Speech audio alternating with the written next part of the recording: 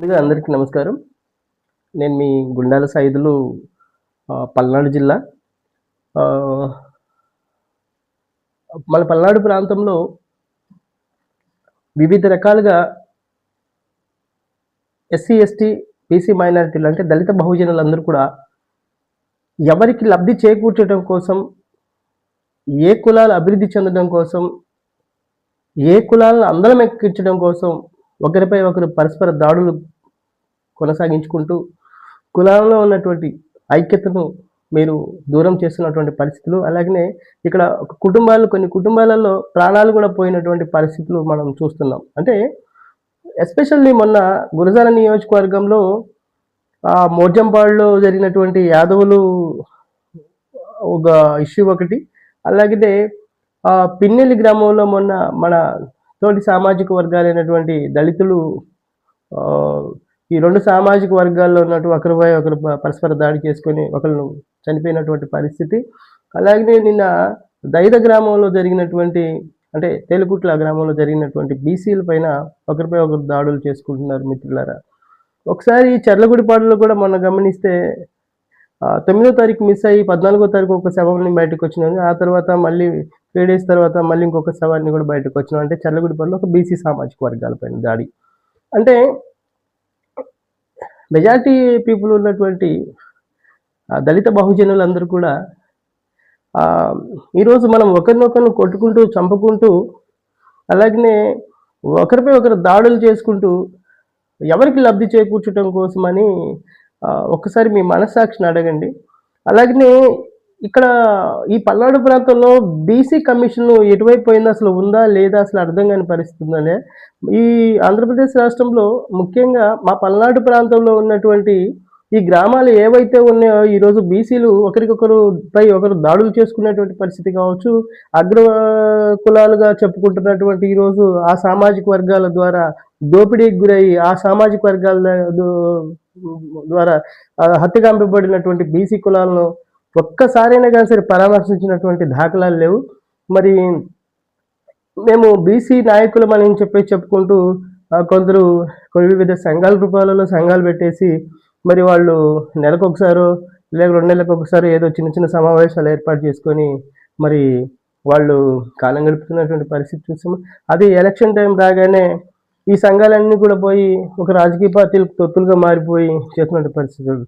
అయితే నేనేం చెప్తున్నానంటే మిత్రులారా, ఇప్పుడున్నటువంటి బీసీ సంఘాలు ఏవైతే ఉన్నారో, బీసీ సంఘాలతో పాటు అలాగనే కుల సంఘాలు ఏవైతే ఉన్నారో, అలాగనే ఇప్పుడు ఉన్నటువంటి ప్రస్తుత అధికార పార్టీ కావచ్చు, లేకపోతేనేమో ప్రతిపక్ష పార్టీలో కావచ్చు ఉన్నటువంటి బీసీల్లో కానీ, ఎస్సీల్లో కానీ, గిరిజనుల్లో కానీ ఉన్నటువంటి నాయకులు ఎవరైతే ఉన్నారో అయితే ఏ సామాజిక వర్గం అంటే అత్యంతంగా దోపిడీకి గురవుతున్నటువంటి సామాజిక వర్గాలు ఏమున్నాయంటే మన బీసీ కులాలనే చెప్పుకోవాలి. అయితే ఈ బీసీస్ మొన్న మనము చూసాము 2-3 చోట్ల హత్య గావించబడితే చర్లగుడిపాడులో కానీ, అలాగనే ఇప్పుడు నిన్న జరిగినటువంటి దైద తేలుకుట్ల గ్రామాల్లో కానీ అంటే బీసీలు ఒకరిపై ఒకరు ఒక క్రూరాతి క్రూరంగా, భయంకరంగా, భయానకంగా దాడులు చేసుకుంటూ గాయపరుచుకుంటున్నటువంటి పరిస్థితి, ప్రాణాలు కోల్పోతున్న పరిస్థితి. ఒక్క బీసీ కమిషన్ అయినా కానీ ఎక్కడున్నారా బీసీ కమిషన్ మీరు? ఒక్కసారి వచ్చి ఇక్కడ పల్నాడు ప్రాంతంలో ఉన్నటువంటి బీసీలను పరామర్శించేసి వాళ్ళు ఎందుకు ఇలాంటి అజ్ఞానంతో ఇలాంటి దారుణమైన చర్యలు పాల్పడుతున్నారో వాటికి అనుసరించి వాటికి వెనకమాలినటువంటి ఆ దుష్ట శక్తులు ఏవైతే ఉన్నాయో వాటన్నింటికి కూడా చెక్ పెట్టే విధంగా ఈ బీసీ సామాజిక వర్గాలని కొంచెం చైతన్యవంతం చేసే విధంగా తమ యొక్క యాక్టివిటీస్ పెంపొందించమని చెప్పేసి చేతులొచ్చి నమస్కరించి అడుగుతున్నాను.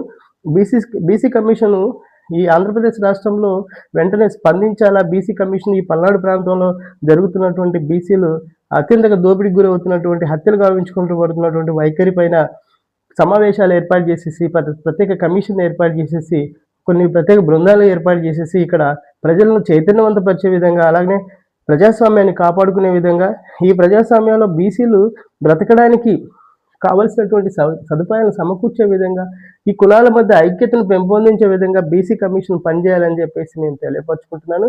ఇది ఖచ్చితంగా రేపు మన గౌరవనీయులు మన కలెక్టర్ గారికి, మన పల్నాడు జిల్లా కలెక్టర్ గారికి కూడా ఒక మెమొరాండం ఇవ్వడం జరుగుతుంది. కాబట్టి ప్రతి ఒక్కరు కూడా గమనించండి బీసీ మిత్రులారా. అత్యంత దోపిడీకి గురవుతున్నటువంటి రాజకీయ వివక్ష కావచ్చు, అలాగనే కులాల మధ్య ఐక్యత వివక్ష కావచ్చు, ఒకరిపై ఒకరు మనం పెంచుకుంటున్నటువంటి కక్షలు కావచ్చు. వీటన్నిటికి కూడా మూల కారణమైనటువంటి ఈ రాజకీయ నాయకుల తీరు ఏదైతే ఉందో, ఈరోజు 2 రాజకీయ పార్టీల్లో ఉన్నటువంటి ఈ గురజాల నియోజకవర్గంలో కావచ్చు, అలానే మాచర్ల నియోజకవర్గం కావచ్చు, లేకుంటేనేమో ఈ పల్నాడు ప్రాంతంలో ఉన్నటువంటి కావచ్చు. ఈ 2 రాజకీయ పార్టీల్లో వీళ్ళు ఎవరు లబ్ధి పొందుతున్నారు, ఎవరు సుఖాలు అనుభవిస్తున్నారు, ఎవరు ఇబ్బందులు పడుతున్నారు అనేది ఒకసారి గమనించండి మిత్రులారా. ఒక్క బీసీ కమిషన్ అయినా గాని సరే, ప్రతిపక్ష పార్టీ కావచ్చు, లేదా అధికార పార్టీ వారు కావచ్చు, అక్కడ జరిగినటువంటి బీసీలను పరామర్శించి వారికి కావాల్సిన, అంటే వీళ్ళకి రాజకీయ లబ్ధి కోసం వీళ్ళ యొక్క ఇది ఉంటే మాత్రం వెళ్తారు తప్ప, నిన్న చర్లగూడిపాడులో జరిగినటువంటి ఈ జంట హత్యలపైన ఎక్కడ కూడా స్పందించలేదు. ఇక్కడ ఉన్నటువంటి స్థానిక ప్రతిపక్ష ఎమ్మెల్యే కావచ్చు, అధికార పార్టీ ఎమ్మెల్యే గారు కావచ్చు. దయచేసి బీసీలని బీసీలని చిన్న చూపు చూడకుండా, ఈ బీసీలే మిమ్మల్ని ఈరోజు మీకు అధికారాన్ని కట్టబెట్టే విషయంలో చాలా మీకోసం చాలా వాళ్ళు అన్ని విధాలుగా త్యాగం చేసి ఈరోజు కొన్ని మృగాల్లాగా కొట్టుకు చస్తున్నటువంటి పరిస్థితులు మేము చూస్తున్నాం.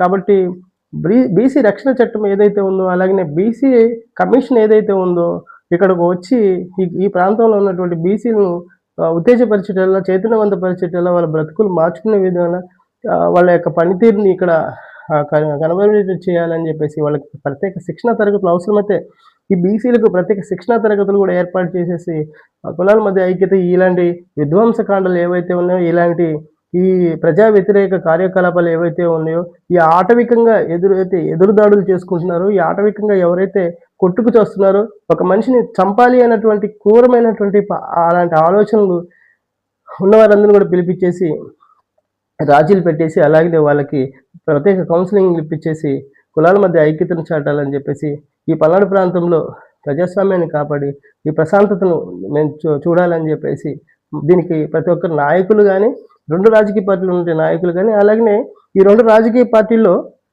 ఉంటున్నటువంటి బీసీలు కానీ, ఎస్సీలు కానీ, ఎస్టీలు కానీ, దళితులు కానీ, ప్రతి ఒక్కరు కూడా అందరూ కూడా ఈ నాయకులు మనం చెప్పుకుంటున్న ప్రతి ఒక్కరు కూడా మనము ఈ అంశం పైన దృష్టి పెట్టి ఇక్కడ మనం పనిచేయాల్సి అవసరం వచ్చిందని చెప్పేసి తెలియపరుచుకుంటున్నాను. జై భీమ్, జై భారత్.